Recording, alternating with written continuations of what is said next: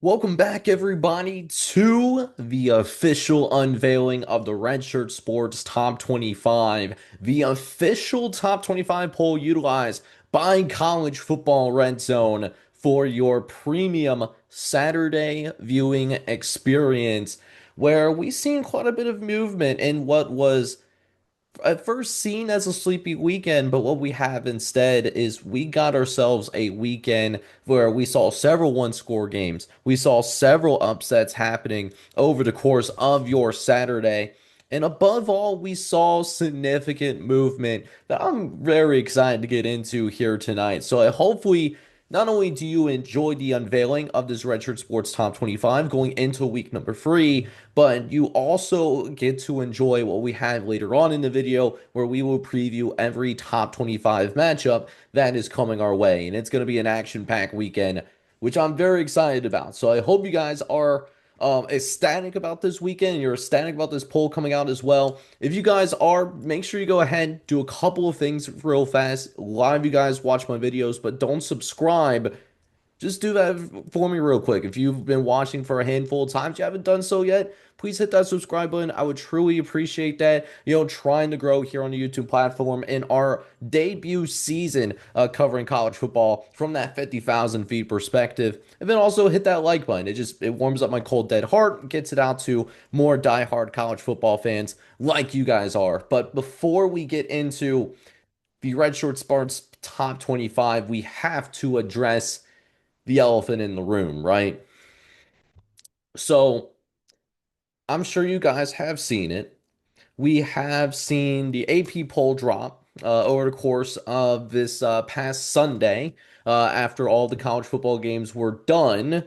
And not only did that AP poll drop, but usually there's something done by, I believe, it's College Football Reddit that brings this out.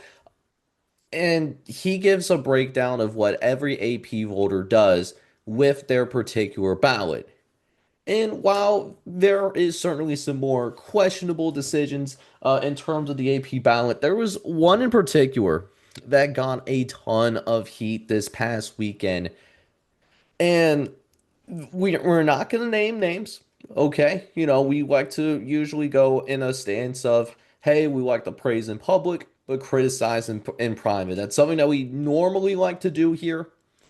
But the AP poll needs to be cut out because there was one particular voter that, did some things such as, I don't know, Florida, after losing to USF, moved up a couple of spots. And then when asked about to kind of defend what they did with their ballot, it was just treated as like, oh, it's just like a silly little ballot. It's not a big deal. And listen, I'm on the path. I understand where you're coming from in a sense of polls don't have nearly as much meaning as you get from early in the season. But I have a huge problem with those kinds of comments. I know a lot of you guys in the college football sphere had a problem with those comments as well. And this is where I'm coming from, right? So the AP poll is seen as the most recognized top 25 poll for major college football. At least until we get to the point later in the year where, you see the CFP, they push out their rankings towards back end of the season. But for the most part, even in today's college football landscape, the AP poll is seen as the most widely recognized top 25 poll in all of major college football.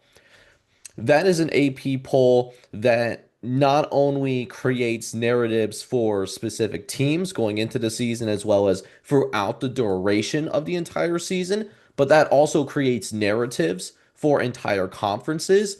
That's also what ESPN uses, CBS Sports uses, FS1, name the major sports network. They use the AP poll up until the CFP is released, rankings are released to talk about teams and where they stack up against each other. That is what they're using. So when you hear comments like that, where you treat it as like a silly little thing, a silly little exercise, when I know there is countless of people that do put in the work in terms of watching and covering this sport. And there's a lot of really good AP voters. I just want to make that very clear. I'm not saying that this is an issue with all AP voters.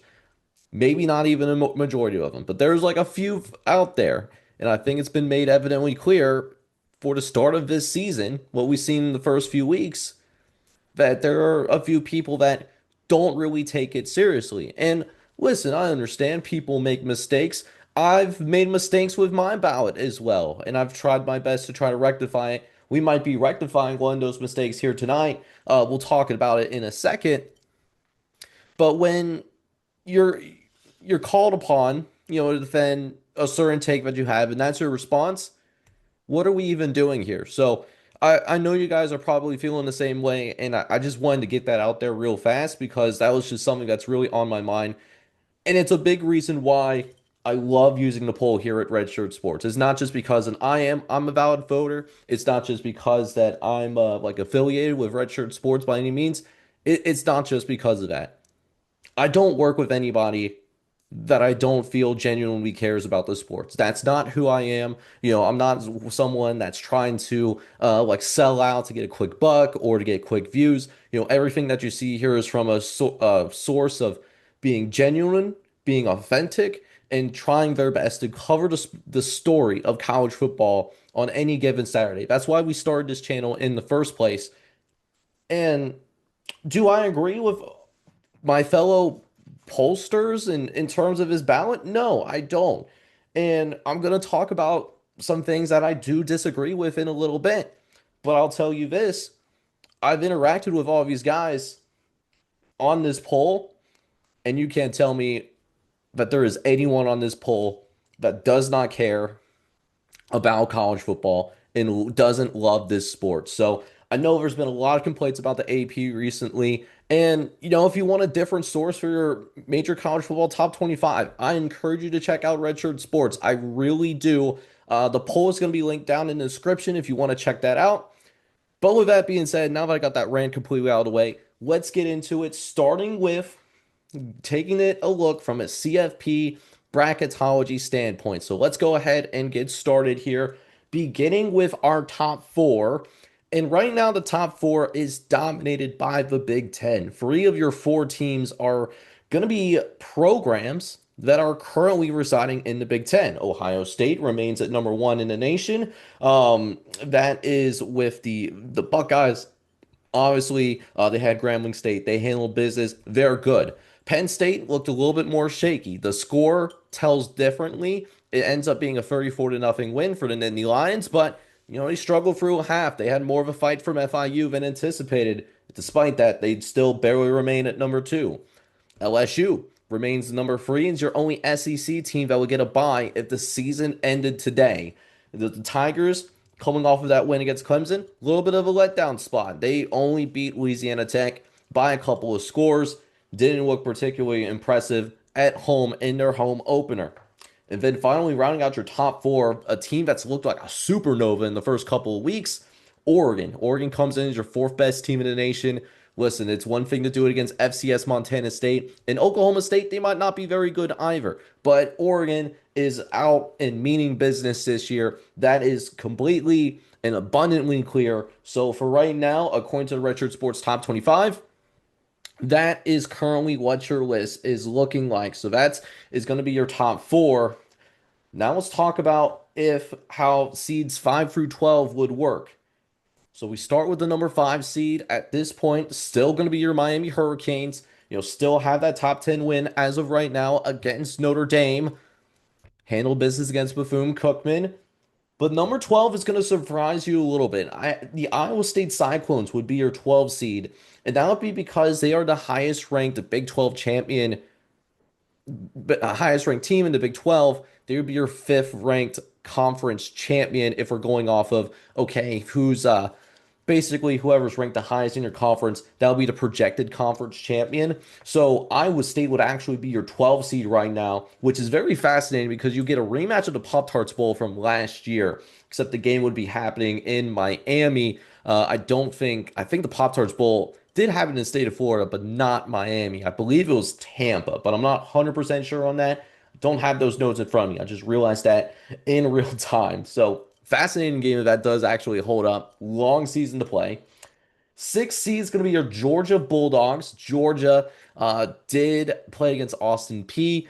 Look lethargic. They did look a little lethargic, so they did move down a little bit because of that. Um, in this top 25, they would be hosting the G5 representative Southern Florida. Yes, USF is ranked ahead of Iowa State right now, and we'll talk about what that top 25 actually looks like as of right now. But that's what we have going on. USF is your number 11 seed in this case, and they would be making the trips to Athens, Georgia, to take on the Georgia Bulldogs. Seven does come in as your Texas Longhorns. They just got their first win of the season against San Jose. Look solid. They weren't a liquid or gas by any means. They will be playing against the lowest ranked at large team at this point in the Notre Dame Fighting Irish. So Texas and Notre Dame would be your 7-10 matchup. And then finally, we do have we actually have a tie in our Red Shirts top 25 as of right now. So Florida State and Illinois have the same number of points in our poll as of right now.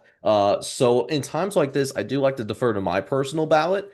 I do have Florida State ahead of Illinois. So in that situation, FSU as your 8 seed would be hosting the Illinois Fighting Illini, who currently stand as your 9 seed. And while I'm on the conversation about Florida State, I do want to mention this about them. I was a little late in ranking them. I didn't rank them last week because I wasn't sure if what we saw from Alabama, is that because, Alabama is a lot worse than we expected, or if Florida State is actually a lot better than expected, or a mixture of both. We saw what happened last weekend. Yes, I understand Florida State just played East Texas A&M, and that's not a good program. But if you're not a top 25 caliber team, that's the type of game that is a classic letdown spot, and you kind of put a more lethargic performance, kind of similar to what Georgia did. But that didn't happen at all. They won by 70 plus. So I changed course dramatically on them to be offensive with you guys. I have Florida State as a top 10 team.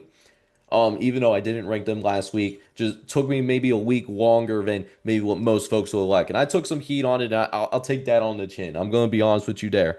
That being said, let's take a look now at the rest of your top 25. So here's what we have going on. I have the graphic up. It's going to be showing up right about here. So South Carolina right now, they are going to be your last team out because of the fact that USF and Iowa State, they kind of eat up at an at-large spot because of those auto bids that's in place with the current CFP system. South Carolina does open up SEC play against Vanderbilt. We'll see if Vanderbilt has the cojones to pull that win off, and if so, is that enough to make them a top 25 team this early in the year? Going to be a fascinating test for the South Carolina Gamecocks, who looked a little vanilla offensively against South Carolina State. We'll see if they open things up a little bit more against the Commodores. I'm not going to read the rest of the list, but we do have Oklahoma making a huge jump. They were 21st last week. They jump up 9 spots after a home win against Michigan, who at the time was ranked upwards into the top 15 as well. Matter of fact, they were our 13th ranked team last week. So because of that, Oklahoma got a massive boost there, jumping 9 spots. Clemson, on the other hand, is trending downward. Clemson was ranked 8th last week. They struggled mightily against the Troy Trojans, and they won the game. They did win the game after being down 16 to nothing at one point, but again, looked lethargic and looked really uninspired. And to be honest with you, I see Clemson at number 13. I don't think they're a top 15 team, period. I had them ranked, I believe it was 22nd. They're my 22nd ranked team based upon my ballot because I'm thinking about their body of work. We're getting more results. We're getting away from preseason expectations. They lost to LSU at home, and fine. That's one thing. LSU, really good team. Top 5 team in our Redshirt Sports top 25. That's one thing. But then you lay an egg against Troy, and you struggle for most of the game against Troy. You find a way to pull it out. You come out with 27 unanswered in order to beat Troy. But I'm genuinely concerned about this Clemson team. I don't think they're very good. or at least nearly as good as what they were originally advertised in the offseason. And you're thinking about a 7 point loss at LSU, which, yes, it was a competitive loss, but maybe not as competitive as what the scoreboard suggests. And then also you struggle against a Sun Belt program, good Sun Belt program in the Troy Trojans. That's a proud program in the state of Alabama. But you struggle with Troy, man, and you have very high expectations. So struggling against a Sun Belt team for your first win. You also lose to LSU, and maybe it's less competitive than what the score suggests. Does that sound like a top 15 team to you? I think they should be ranked. I'm not going to go that far, but that's why they're a lot lower than what I have on my ballot as of right now. Speaking of which, I will slide down to number 15, where we do see the Tennessee Volunteers, who jump up 7 spots, even though they played East Tennessee State. Listen, I think all of their offensive concerns have been answered mightily. Really bringing a lot of firepower. I think Joey Aguilar has fit in so beautifully, even though he came in late in the spring portal period to join this Tennessee squad, win that starting quarterback job. Those concerns have been answered and might be a strength of this team, which is a really scary thought. Because even with those questions, I still thought Tennessee was a top 25 team going into the year, and they might be even better than anticipated. Big test against Georgia, and we'll talk about them in a second. We do have 4 newcomers. Obviously, USF comes in at number 16. Big win against Florida in the swamp. Alex Golesh would even tell you we didn't even play a perfect game, but found a way to win. That's a scary thought. Been one of the nicest stories in college football, blowing out Boise State to begin the year. Boise State does not get blown out very often. And for USF to do that in the opener was one thing, but then they repeat that performance, not even bringing their A game, and they find a way to win in the swamp with Florida being ranked in this poll, like ranked 15th, and still finding a way to win. So USF, very deserving of that ranking. Love that for them. Utah's in here at 21. I know, understand, they played UCLA, they played Cal Poly, so it's a little early to tell. But in both games, they look dominant. So very happy to see Utah ranked. This is actually the first week I've ranked Utah too. BYU enters the fold. They actually come in ranked 24. Again, a team that lost their quarterback very late. I'm talking about maybe like a month or 2 months before the season even started. And yet BYU still looks incredibly good. They took care of business against Stanford, and then they took Portland State to the woodshed. So that happened as well. And then wrapping out your top 25, you do have Louisville at your 25th team. Been a very competitive game against James Madison, which James Madison might mess around and still win the Sun Belt anyways. But in spite of that, Louisville found a way to win, and they get to 25th in final ranking, which is really fascinating. I didn't rank Louisville, and honestly, most of the people that voted on this ballot did put Louisville in their top 25. But there was a couple outliers that are very high on Louisville. That's driving them into the rankings because of how the point system works for really any top 25 ballot, right? So that's your top 25. Michigan did leave because of the loss to Oklahoma. Florida is out. SMU is out after a overtime loss to Baylor. And then Arizona State. Arizona State was ranked in the top 10 just last week. They did fall all the way out. And to be honest with you, that was a team that I also took out on my top 25. Arizona State has a lot to prove. Playing against a feisty Texas State squad next weekend. That's not going to be an easy one. So, hey, do we have anybody too high or too low? Definitely let me know down in the comments section.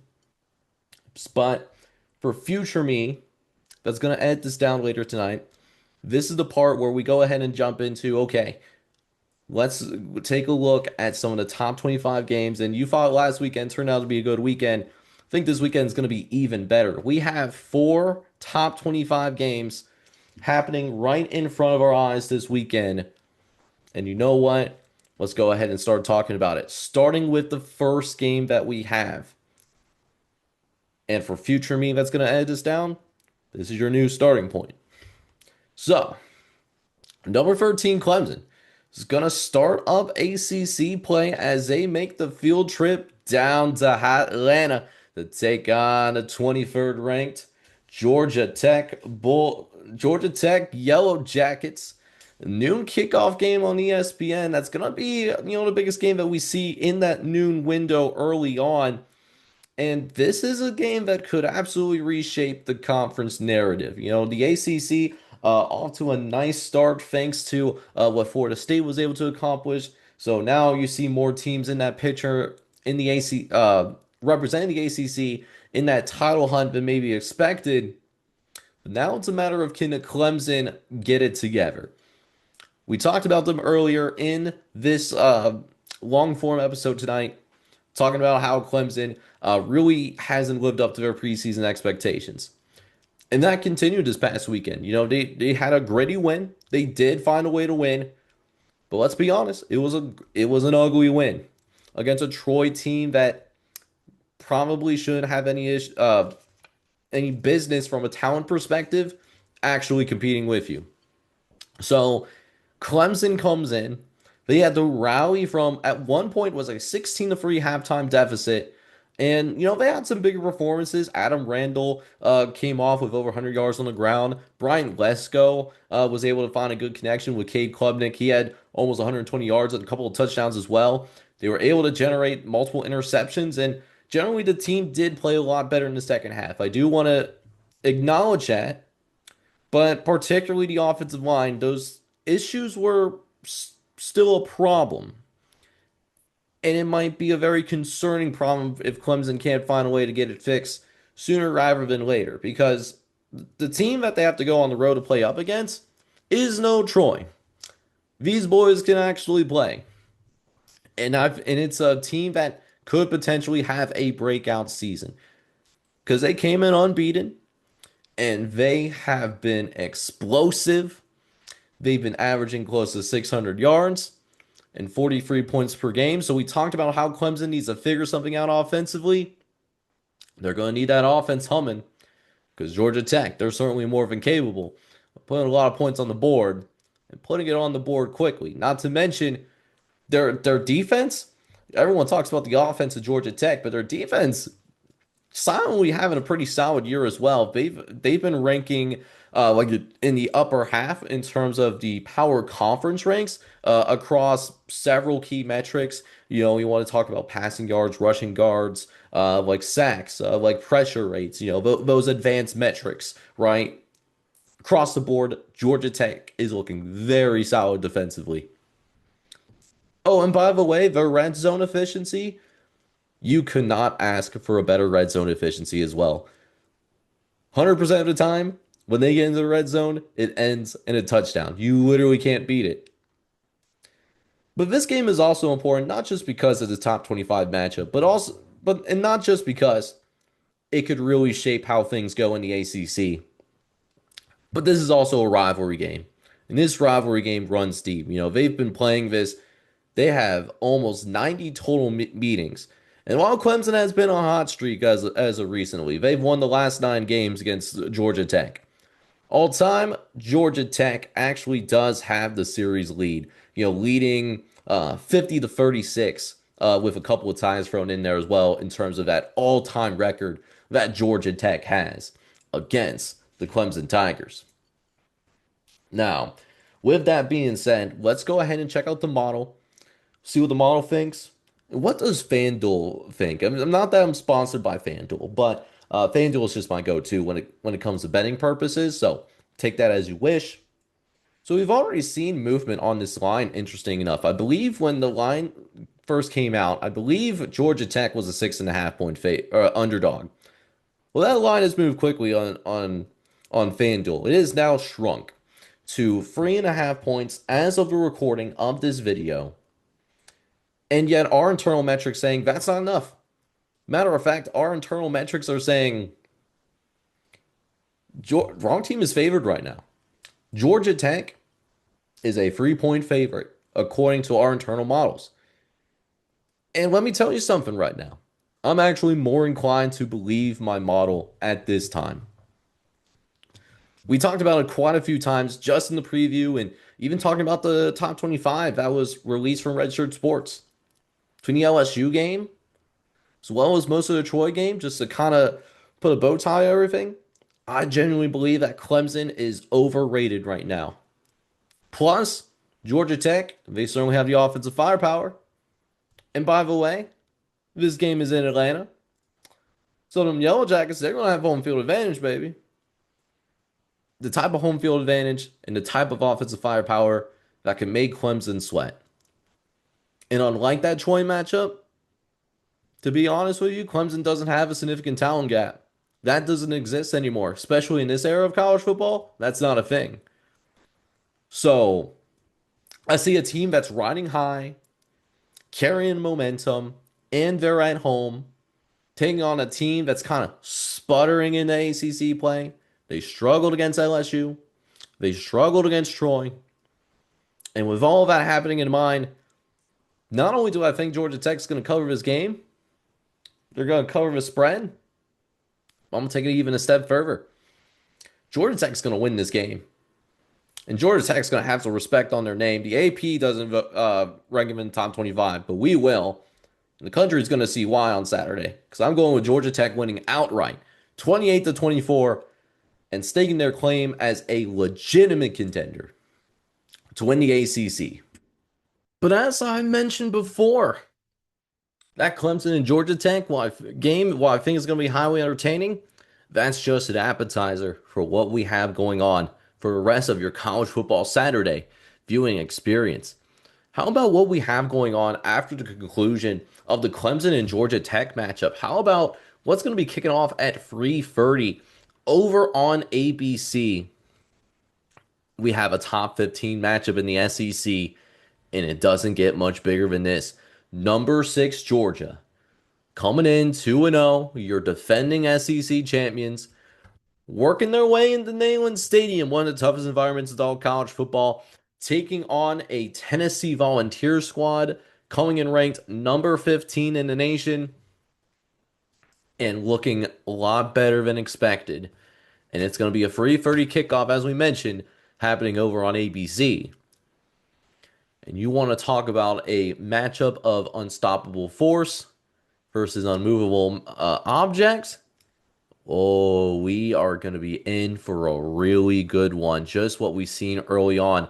The battle between the Georgia defense and the Tennessee offense, that is going to be pure cinema. I'm telling you right now. Because so Georgia's coming in right now. They have one of the stingiest defenses in college football at this moment. Georgia's coming in, just allowing just barely over 200 yards a game. That includes only allowing 60 yards on the ground and less than 7 points per game. They've allowed one touchdown all year thus far. I know it's only been 2 games, but one touchdown allowed in 2 games. And all of those metrics, Georgia ranks in the top 15. This is a legit defense that Kirby Smart has. And that's part of the identity of Kirby Smart. You will never find a bad defensive unit in Athens, regardless of whether it's an elite year or whether it's more of a down year like we saw from the Georgia Bulldogs. Granted, that was still a year where Georgia ended up winning the SEC anyways. But the Tennessee offense certainly been a lot more explosive than anticipated. They're coming in hot. They're averaging almost 60 points per game. They're averaging 600 total yards per game. That's top 5 in the FBS right now. This Tennessee offense can put up points and they can put it up in a hurry too. So it's going to be really fun to see this Georgia defense and this Tennessee offense go up against each other. It's going to be a fun one in Neyland Stadium. That's for sure. Now, as for the other matchup, the Georgia offense and the Tennessee defense, that might be a little bit more of an X factor. You got Gunnar Stockton. We've seen him start.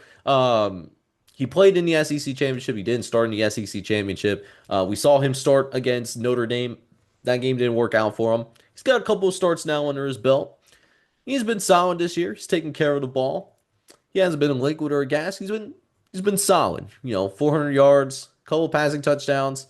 Got an improving ground game compared to what Georgia had last year, especially with Nate Fraser leading the way.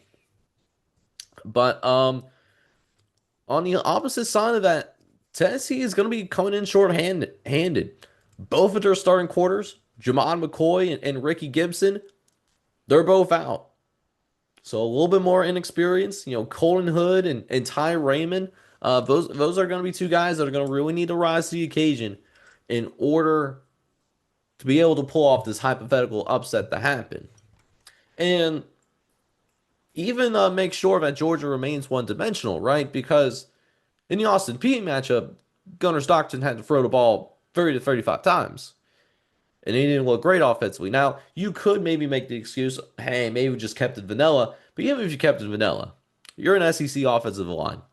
And you're telling me you're having trouble moving the ball consistently against an FCS defense, which, by the way, that FCS program, Austin Peay, they just lost their coach a couple of years ago. He's now at UTEP. So it's a relatively new coaching staff out there in Austin Peay, maybe in their second year. So even if you kept it vanilla, what are we doing, Georgia? So really looking to see if this Georgia offense can bounce back and really put the pressure off of Gunnar Stockton, who again has done a really good job of taking care of the ball. But at this time, he's still a little bit more of a game manager, not necessarily someone that can create a ton of plays consistently. I don't think Gunnar Stockton is necessarily there yet. And I'm looking to see if he gets a little bit more help, particularly from that ground game, led by Nate Frazier, of course. But hey, let's go ahead and check out the model for this game as well for the Georgia and Tennessee matchup. And this one, oh baby, it's the same scenario that we saw earlier tonight. It is Georgia and Tennessee. So FanDuel right now, and this is another one of those games where we saw the line come down. Originally, Georgia was about a touchdown favorite. That has shrunk down to and cut in half, quintessentially. That's is now Georgia favored by around a field goal. And a little bit more love for Tennessee from our model. Tennessee favored by about a touchdown. They got Tennessee -6. And yet, once again, I can't help myself but find myself signing with the model yet again. Yes, Georgia's looked really impressive defensively. And we talked about those defensive metrics earlier. Really looks good on paper. But they haven't really been tested yet. Marshall and Austin Peay, respectfully, not close to the same level of team that at least Syracuse was. And listen, you can say as much as you want about Syracuse. Syracuse might not be as good of a team as last year. They might struggle to make a bowl game. I'll tell you what, Syracuse would beat Marshall on neutral site. They would probably beat Austin Peay on a neutral site. I can tell you that right now. And yet Tennessee, they're still able to find a way to pour it on. And so I look at Tennessee being a little bit more tested at this time. I look at this team also playing in Neyland Stadium, a place that is really difficult to win in, especially now that this Tennessee program is functioning at a higher level than what we saw 5, 10 years ago. And I just think that this is a spot that Georgia could absolutely be exposed in. So I've already went with the underdogs once tonight. I think we rolled the underdogs yet again here in this free 30 window. Give me Tennessee pulling the upset off on the Georgia Bulldogs. Give me Tennessee winning 27-24 in what should be a highly entertaining SEC matchup that we see down in Knoxville, Tennessee. And speaking of teams playing down in the Deep South, that's not even the only top 25 game that's happening around this time. Now, this next game that's kicking off, it's not exactly a free 30 game, but it is a battle between two teams in the state of Florida. It's number 16 USF trying to go to war once again, taking on number 5 Miami. And I know the folks over at the CW right now got lucky. They feel so good about being able to actually carry this game. They got a really good game last week with the Baylor SMU matchup. And then this game ends up being even more high profile than anticipated. I know the execs at CW, they're absolutely ecstatic about this game right now. And they have every right to be. South Florida right now, they are running literally the biggest wave of momentum that any G5 team could have to start a college football season. First of all, You already have multiple ranked wins under your belt. You had a then ranked Boise State team come into your building. Not only you beat Boise State, you quintessentially kicked their ass. And that's a rare thing that happens to Boise State, regardless of who the Broncos are going up against. You accomplished that in week number one. But then you follow that up, taking on the number 15 ranked team in our poll. You go into their building, you go into their building, and you beat them too. So, depending on how you consider top 25 wins, USF, they already have two top 25 wins under their belt, arguably one of the best resumes in college football right now. And that's really hard to dispute regardless of who you cheer for. And they're led by a really dynamic quarterback, Byron Brown, who always knows how to make things happen. But Miami could be a different animal. They are entering fresh off of a dominant home win over Bethune-Cookman with Carson Beck, looking to prove that he is the 2023 version, and the early return says he is that guy. He is certainly that guy. 15 consecutive completions, and he's got a pretty good supporting cast, particularly that ground game with Mark Fletcher Jr. He was really able to power things out on the ground as well. Multiple rushing scores that we've seen for the Miami Hurricanes in this game. So they played in a pretty physical game against Notre Dame, but not necessarily the same thing. So you could even argue that Miami's a little bit more rested. But before we really get into the minutia of what we think is going to go down, let's check what are the betting markets saying right now. And for the second week in a row, USF is listed as a really heavy underdog. USF is listed as a 17.5 point underdog, which is right about where they were last week when they went on the road to play Florida. So they're definitely used to being an underdog. They've been an underdog the entire season thus far. But the model's a little bit higher. Not going so far as obviously USF as a favorite, but a little bit shorter. We're talking about USF as an 11.5 point favorite. About a touchdown we're talking about. And you know what? I do want to say this candidly. My heart, my heart wants to pick USF here. It's been one of the best stories in the college football season. And can you imagine if they go 3-0, especially with that non-conference schedule? It would be insane. It would be absolutely insane. And that's what I want to happen in my heart. I truly do. But at the same time, this is what my brain's saying. My brain is saying that even though USF has looked really good in the trenches, a lot better than expected, significantly better than expected, I'm still worried about how USF is going to hold up physically against a team that was able to match Notre Dame at the line of scrimmage and come out on top. That is incredibly hard to do, particularly with the culture that Marcus Freeman has up there in South Bend. And also, USF is coming off of another physically demanding game in the Florida game. They didn't play a perfect game, but it was still a physically demanding game for USF. Miami didn't have to work as hard, quite frankly.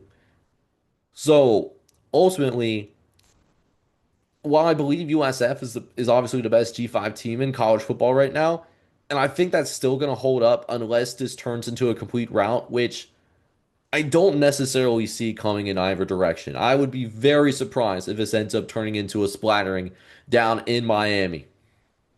But I do think that Carson Beck and the Miami Hurricanes, I do think they're just going to be too much to handle in a road environment. In a road environment where when Miami is really good, that stadium is rocking. And Miami, they're really good right now, and I think that stadium is going to be rocking. So I'm going to give credit where credit is due. I do think USF does at least cover in this spot, but I will go on to say that I think Miami will end up winning the game.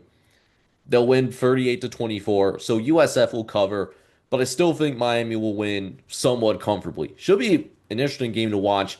Maybe one of those games where, maybe it's close at the half, but then Miami pulls away in the second half. That's kind of what I'm expecting, to be honest with you. So that takes us to our last top 25 game that we have. It's been a lot of top 25 games that we've been covering here tonight.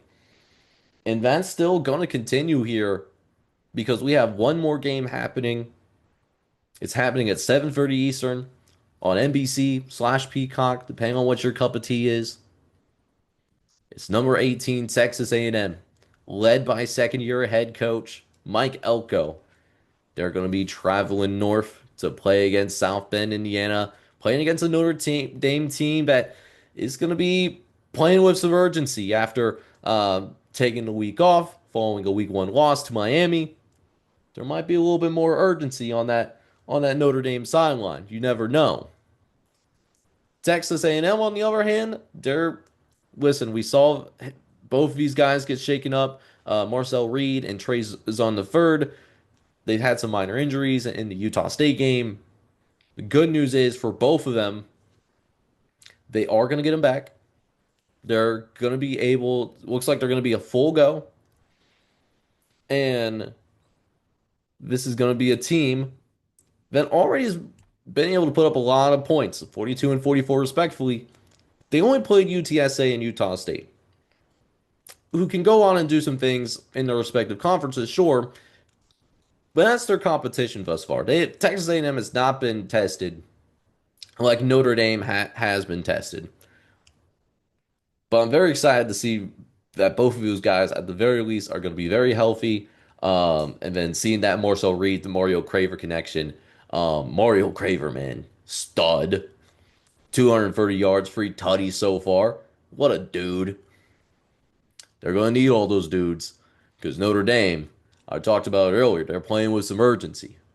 They took a tough loss to Miami. They already got one loss. In the world of independence, Notre Dame doesn't have the luxury like many of these other programs do in terms of getting that automatic bid. It's either an at large or no large at all. So for Notre Dame, it's not an elimination game for them, but it feels like a must win almost, right? Because we haven't seen Notre Dame be, live up to their potential as a team yet. But they got some dudes as well. CJ Carr, even though his team lost, he looked good in that Miami game. He really did. I was really impressed with how CJ Carr handled himself in his first career start. But they also have to figure out how to get Jeremiah Love the ball and get that backfield in Notre Dame a little bit more involved because they were boxed in quite a bit for most of the game. Now Notre Dame was able to grind out some longer runs, but by then the deficit was a little bit too high.